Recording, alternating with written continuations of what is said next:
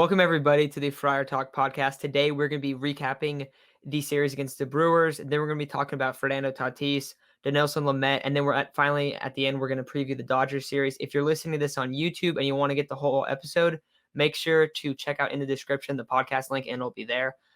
But let's get into this recap of a very, very brutal series for the Padres where the offense was just non-existent. And I'll let you start this one out, Isaac, because you did deem this one as a must win, and I would say that this is probably the worst case scenario that I think that we'd all feel. Yep, genuinely felt like it was a must win. I could not believe they got swept by the Brewers. Credit to their pitching. They do have really good pitching, but you guys got outscored, what was it, 6, 4, 3, 13 runs? Somewhere around there, 3. I think they put up 3 runs all series, something like that. No way you guys should get outscored that bad. No way they should be going 2 for 22 with runners in scoring position. You get bases loaded in this last game that we just played today. Bases loaded, you get a chance to break it open, or not really break it open, but win the game. Get Mark Melancon in there to close it out. And Tommy Pham looks at one down the middle, strike 3. Will Myers whiffs down the middle, strike 3. Caratini has a bad at bat. They put in 2 foul balls. They barely even made contact. So for me, it's like, yeah, maybe it's a little too early to be concerned, but I'm pretty impatient. Especially like as Padre fans, 3 years ago, yeah, 10-10 would have been cool. 10-10, we would have been all very satisfied. Coming into this season, we had the most expensive tickets. Everything we had was the most expensive. Everyone had the highest expectations for us. We were the talk of, other than maybe the Dodgers, the talk of baseball. 10-10 right now is like, we have higher expectations for you guys. We don't expect you guys to get swept by the Brewers. And going back to, after that Diamondback series, that first one, we lost to the Giants. We swept the Rangers. We tied the series with the Pirates, lost to the Dodgers, just got swept by the Brewers. Other than that Dodgers series, we should be winning those outright. And that's the difference between us and the Dodgers. The Dodgers, I don't think they've lost a series yet. They win the series that they have to win. So, for us, we got to find our offensive rhythm. And this was not a good day. This series was all just worst case scenario in every possible way. Nothing went our way, but that's baseball. So just got to move on from it. Next man up. Yeah, exactly. And I saw a stat that was tweeted out at the time. I think it's now 160 runners that were left on base for the whole season. If we can score like 10 to 15% of that, we would probably be in a lot different scenario where we are now. Like we would probably have another 5 wins. That's a lot of run. That's a lot of runs that we kind of just left there because we can't hit with runners in scoring position. We haven't been hitting home runs, so we need to adjust. We need to, put the ball into the gaps. I mean, we came up with bases loaded today, and we couldn't get a single sac fly, and went down with 3 strikeouts in a row.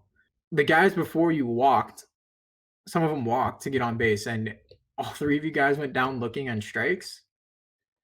The pitching was phenomenal. I mean, Joe Musgrove went out there, 7 innings, 13 strikes, and 2 earned runs. That should practically be a win.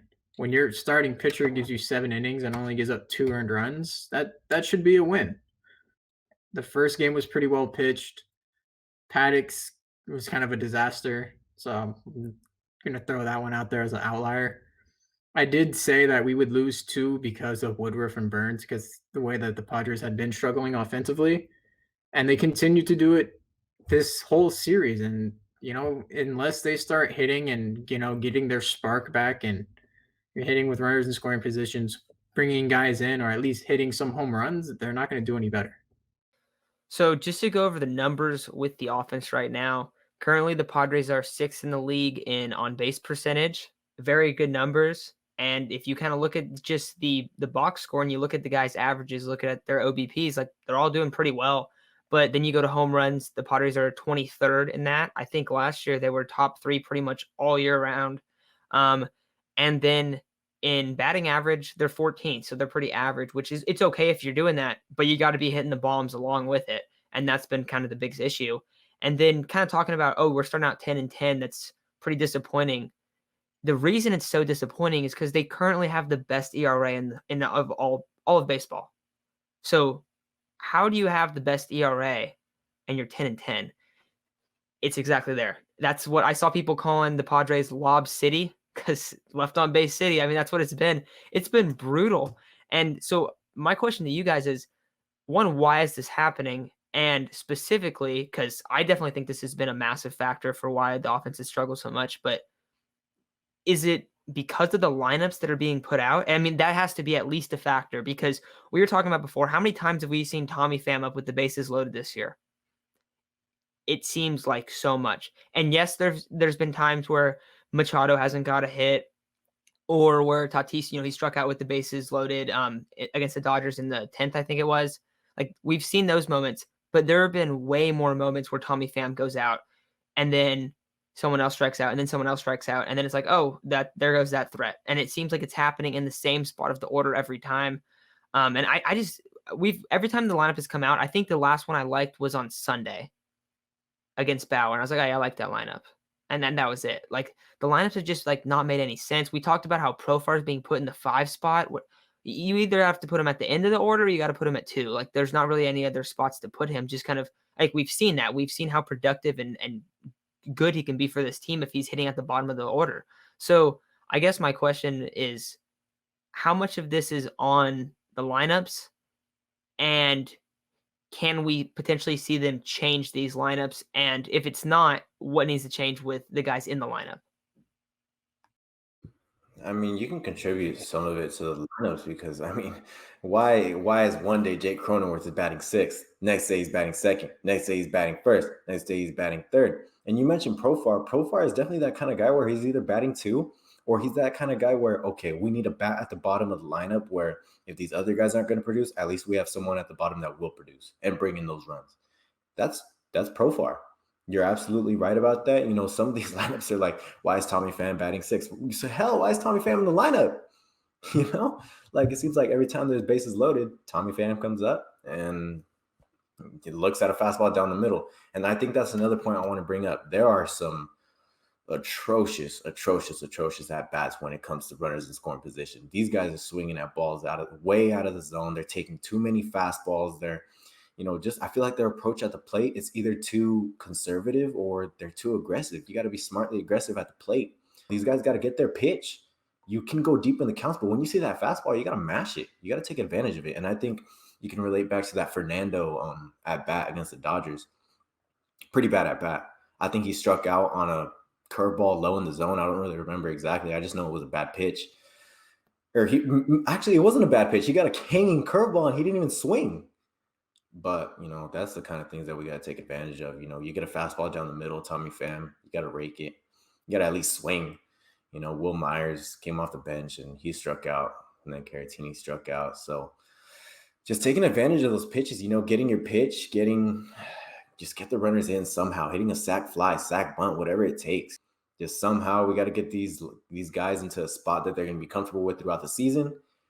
And, all in all, they got to have better approach at the plate. Yeah, definitely. And you can attribute some of that to the lineup. I mean, usually when a player knows where he's going to be hitting pretty consistently, he can like mentally prepare, like, okay, you know what? My job at the top of the lineup is, all right, I need to get on base so the guys behind me can hit me in.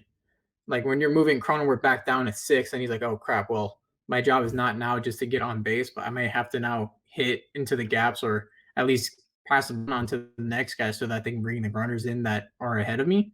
It changes their mentalities and their approach at the plate. If you give them sort of that consistency, then they can mentally prepare and do better. Like we saw that with Will Myers, in the last few years where he kind of moved up and down everywhere in the lineup and didn't really have a home. And then when they started just hitting him 5-6 last year, he thrived out of that role and he was kind of an MVP for the Padres. I wouldn't say MVP, but he was a very important player. So then the other part is just their approach at the plate. They, like Isaac said, they're either been too conservative or too aggressive. I mean, if a guy's going to throw you a first pitch fastball and it's going to be in the zone, why not swing at it and try to, take this one deep? Or on a 3-2 count, you should probably expect a foul. I don't know how many times we've seen a guy just look at a fastball low in the zone, perfectly down the middle, and just walk back to the dugout. Just, oh, okay, that was a fastball down the middle. Like, should have swung it. Well, that's now inning over, runners left on base. So it's just their approach at the plate needs to just be a little bit more aggressive rather than conservative. Yeah, no, this is definitely something that we got to see improve. I mean, it's been incredibly frustrating, and that's kind of just how a full baseball season is. Happy it's happening now. Like, let's hope that these guys are able to break out of it, which I definitely, you guys both feel they're very capable of doing that, right?